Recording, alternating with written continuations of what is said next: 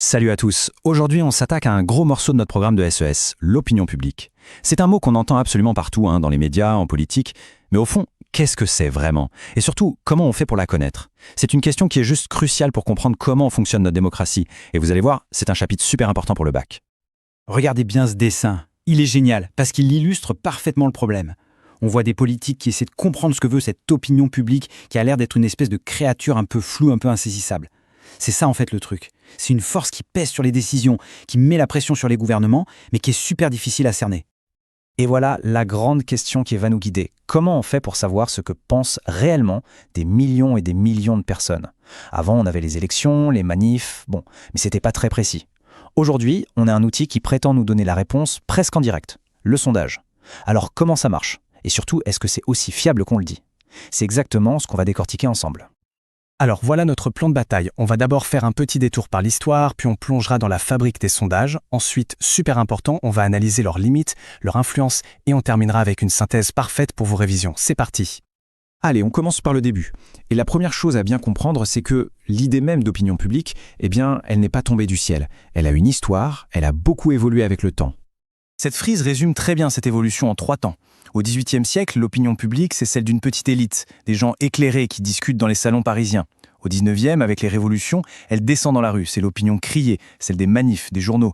Et enfin, au XXe siècle, on change complètement d'époque. On entre dans l'ère de l'opinion sondée, qu'on cherche à mesurer scientifiquement.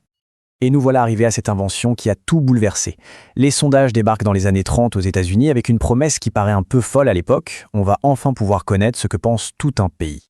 Alors, comment on fait? Soyons clairs, on ne va pas aller sonner chez 67 millions de Français à chaque fois qu'on veut connaître leur avis. Ça, c'est un recensement, c'est un travail de titan, c'est long, ça coûte une fortune. L'idée de génie du sondage, c'est de se dire, et si on interrogeait juste un petit groupe de personnes, un échantillon, pour deviner ce que pense la totalité? Ok, maintenant, on va ouvrir le capot et regarder un peu la mécanique. Comment on passe d'un petit groupe de 1000 personnes à l'opinion de tout un pays? Eh bien, toute la magie, si on peut dire, repose sur un seul mot. La représentativité. L'idée de base, elle est super simple à comprendre. C'est comme quand on cuisine une énorme marmite de soupe. On n'a pas besoin de boire toute la marmite pour savoir si elle est assez salée, non? Une seule cuillère suffit, mais à une condition. Il faut avoir bien mélangé. Pour un sondage, c'est exactement pareil. L'échantillon doit être une sorte de France en miniature, un modèle réduit qui a les mêmes caractéristiques que la population totale. Et pour construire cette mini-France, la technique star, celle qu'il faut absolument connaître pour le bac, c'est la méthode des quotas. C'est simple. On prend les statistiques de l'INSEE et on s'assure que dans notre échantillon de par exemple 1000 personnes, on retrouve exactement le même pourcentage de femmes, de jeunes, d'ouvriers, de cadres, etc. que dans la vraie population française.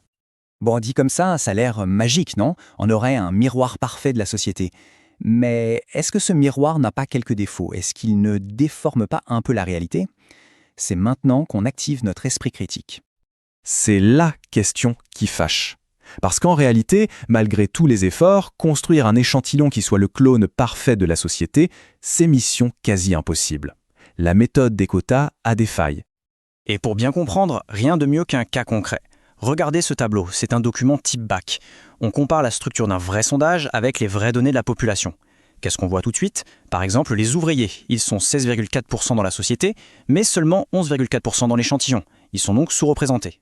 A l'inverse, les retraités, eux, sont surreprésentés. Le point crucial à retenir, c'est ça. Même avec les quotas, l'échantillon est toujours un peu biaisé. Et ça, évidemment, ça peut fausser les résultats. Et le problème de l'échantillon, ce n'est que la pointe de l'iceberg. Il y a plein d'autres critiques. Par exemple, la façon dont on pose une question peut totalement influencer la réponse. Parfois, on demande aux gens leur avis sur des sujets hyper complexes auxquels ils n'ont jamais réfléchi. Et puis, est-ce que l'opinion de quelqu'un de très informé sur un sujet a la même valeur que celle de quelqu'un qui n'y connaît rien?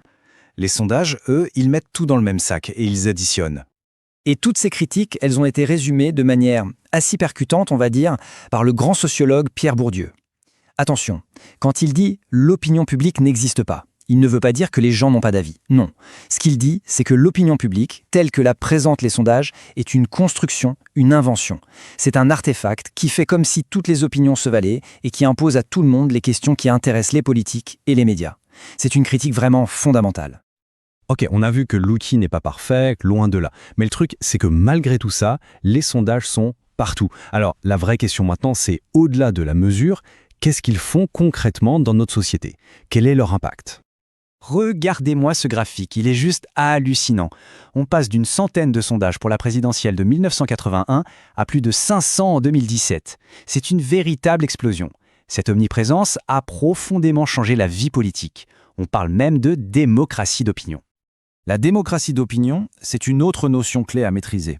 C'est l'idée que les gouvernements prennent de plus en plus leurs décisions en regardant les sondages en permanence. Le sondage devient une sorte de boussole qui guide l'action politique, parfois au jour le jour, au détriment peut-être des projets à long terme. Mais attention, les sondages n'influencent pas que les politiques, ils nous influencent aussi, nous, les électeurs. Il y a deux effets classiques à connaître par cœur. D'abord, l'effet bandwagon. C'est l'effet mouton de Panurge, on a tendance à vouloir voter pour celui qui est annoncé gagnant. Et à l'inverse, on a l'effet underdog. Là, par sympathie, on va vouloir aider le candidat qui est donné perdant. Donc vous voyez, le sondage ne fait pas que prédire le résultat, il participe à le fabriquer, il n'est pas neutre. Bon, on a vu énormément de choses. C'est le moment de faire une pause, de respirer un bon coup et de synthétiser tout ça, pour que ce soit bien clair dans votre tête pour les révisions. Ce schéma, c'est un peu la carte mentale de tout ce qu'on vient de dire. C'est le truc à avoir en tête. On part de la notion d'opinion publique, on suit son évolution dans l'histoire et on arrive au sondage. Pour les sondages, il faut retenir 3 choses. Leurs principes, comme l'échantillon par quota, leurs limites, avec toutes les critiques qu'on a vues, et enfin leurs effets sur la vie politique qui nous amènent à la démocratie d'opinion. C'est toute la logique du chapitre. Allez, pour finir, la petite fiche de révision express, le kit de survie pour le bac. Les 3 notions à maîtriser absolument: opinion publique, sondage par quota, démocratie d'opinion. L'auteur incontournable, Bourdieu et sa critique. Les 2 mécanismes, bandwagon et underdog. La compétence essentielle, savoir lire un tableau de données comme on l'a fait, et l'erreur à ne jamais faire, croire qu'un sondage, c'est la vérité pure. Non, c'est une construction, une photo à un instant T, qu'il faut toujours analyser avec un œil critique. Et je voudrais vous laisser avec cette dernière question, une question ouverte pour continuer à réfléchir. Cette démocratie d'opinion, finalement, est-ce que c'est un progrès parce que les citoyens sont plus écoutés, ou est-ce que c'est un danger parce que ça pousse les politiques à avoir le nez sur le guidon et à ne plus avoir de vision à long terme? Il n'y a pas de réponse toute faite, le débat est ouvert. Voilà pour aujourd'hui. J'espère que ça vous a aidé à y voir plus clair sur ce sujet passionnant.